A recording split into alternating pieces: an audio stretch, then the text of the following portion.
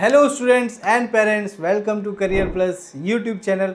और आज की वीडियो उन पेरेंट्स के लिए है या उन स्टूडेंट्स के लिए जिन्होंने अपने काउंसलिंग में सिक्योरिटी मनी जो है वो डिपॉजिट करके रखा है। तो उनके दिमाग में क्वेश्चंस आ रहे हैं कि ये सिक्योरिटी अमाउंट्स हमें कब रिफंड मिलेगा, क्योंकि काउंसलिंग ऑलमोस्ट ख़त्म होने ही वाली है। तो सारे जो बच्चे हैं जिन्हें सीट्स मिली है या नहीं मिली है, उनके मन में एक क्वेश्चन है कि हमें सिक्योरिटी अमाउंट कब रिफंड मिलेगा और मिलेगा भी या नहीं मिलेगा। तो आइए देखते हैं हम इस वीडियो में। तो जो भी बच्चे या पेरेंट्स इस वीडियो को फर्स्ट टाइम विजिट कर रहे हैं, इस चैनल को फर्स्ट टाइम विजिट कर रहे हैं, मैं रिक्वेस्ट करूँगा कि आप लोग जल्द से जल्द हमारे इस चैनल को सब्सक्राइब कर लो, ताकि हम ऐसी रेगुलर अपडेट्स, ऐसी इंफॉर्मेटिव वीडियो आप लोगों के लिए डालते रहे। तो चलिए देर ना करते हुए इस वीडियो को हम स्टार्ट करते हैं।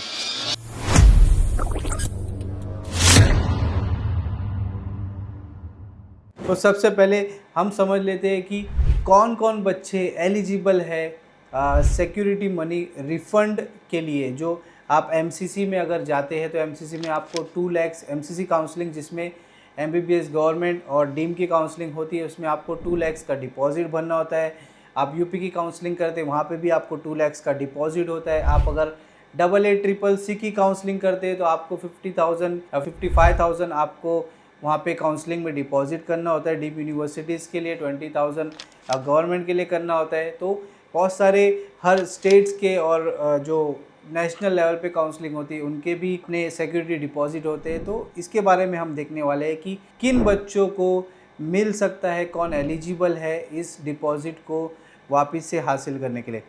तो पहली बात तो वो बच्चे जो पार्टिसिपेट किए ही नहीं, यानी कि वो डिपॉजिट कर दिया अमाउंट लेकिन उन्होंने कोई भी राउंड में चॉइस फिलिंग नहीं किया, तो वैसे बच्चों को आप लोगों को सिक्योरिटी डिपॉजिट रिटर्न मिल जाएगा। ऐसे बच्चे जिन्हें पूरी काउंसलिंग में, यानी कि उन्होंने चॉइस फिलिंग किया, हर राउंड में चॉइस फिलिंग किया लेकिन उनको सीट अलॉट नहीं हो पाई, ऐसे बच्चे भी एलिजिबल है सिक्योरिटी रिफंड के लिए। थर्ड जो बच्चे हैं जो फर्स्ट राउंड, ऑलमोस्ट जो फर्स्ट राउंड होता है वो सभी जगह, सभी स्टेट में, सभी सेंट्रलाइज काउंसलिंग में फ्री एग्जिट होती है। तो ऐसे बच्चे जो फर्स्ट राउंड में पार्टिसिपेट किए थे लेकिन उन्हें सीट मिली थी और उन्होंने वो सीट को छोड़ दिया था, बट वो सेकेंड राउंड में काउंसलिंग नहीं कर पाए, या सेकेंड राउंड में उन्हें काउंसलिंग करने के बाद भी सीट नहीं मिल पाई, तो ऐसे बच्चों को भी सिक्योरिटी अमाउंट जो है डिपॉजिट का वो रिटर्न होगा। अब हम बात करते हैं कि अब कुछ ऐसे भी बच्चे हैं जिन्हें फर्स्ट राउंड में या सेकेंड राउंड में सीट अलॉटमेंट हो गया होगा और उन्होंने उस अलॉटमेंट को, उस कॉलेज को रिटेन कर लिया, यानी उसमें वो जा कर के एडमिशन ले लिए हैं।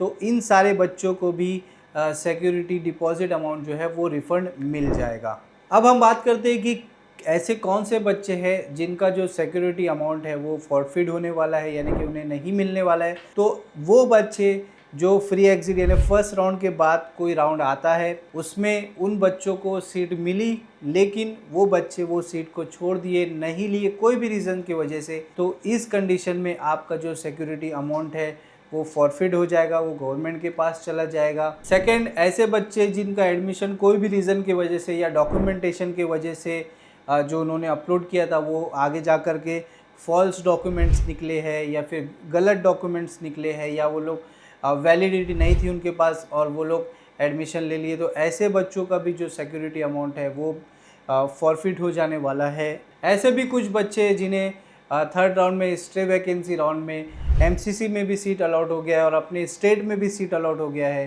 तो ऐसे बच्चे लोग का भी जो सिक्योरिटी डिपॉजिट है, अगर वो एमसीसी से छोड़ते हैं तो उनका एमसीसी का सिक्योरिटी डिपॉजिट ज़ब्त कर लिया जाएगा, या तो कोई स्टेट में उनका डिपॉजिट डाला हुआ है और वो छोड़ करके ये सीट लेते हैं तो उनका जो अमाउंट है वो ज़ब्त कर लिया जाएगा। अब आते हैं एक ऐसे क्वेश्चन पे। अब एक क्वेश्चन बहुत पेरेंट्स के मन में होता है कि ये किस तरीके से सिक्योरिटी रिफ़ंड होगा, जो अमाउंट है वो रिफ़ंड होगा क्या, इसके लिए हमें कोई अप्लाई करना पड़ेगा, काउंसलिंग में कुछ अप्लाई करना पड़ेगा या फॉर्म फिलिंग करनी पड़ेगी? तो बिल्कुल भी नहीं, आप लोगों को बस वेट करना है। अगर आप सिक्योरिटी अमाउंट रिफ़ंड के लिए आप एलिजिबल हो तो आप लोग सिर्फ़ और सिर्फ वेट कीजिए, आपको कोई भी एप्लीकेशन फॉर्म फिलअप करने की ज़रूरत नहीं है। काउंसलिंग ख़त्म होने के 2 से 3 महीने के बाद ही आपने जिस अकाउंट नंबर से अमाउंट भरा हुआ था उस अकाउंट नंबर पे आपको जो अमाउंट है वो रिफ़ंड आ जाएगा। और आई होप ये वीडियो आप लोगों को बहुत ही ज़्यादा हेल्पफुल लगी होगी। तो ऐसे ही इन्फॉर्मेटिव वीडियो के लिए आप लोग हमारे इस चैनल को सब्सक्राइब कर लीजिए, ताकि ऐसी इन्फॉर्मेटिव वीडियो हम लोग रेगुलरली इस चैनल पे डालते रहे। और साथ ही साथ हमारा व्हाट्सएप कम्युनिटी ग्रुप का जो लिंक हमने डिस्क्रिप्शन पर डाला हुआ है उसे जा करके आप लोग फॉलो कर लीजिए। मिलते हैं नेक्स्ट वीडियो में, तब तक के लिए bye bye, take care, all the best.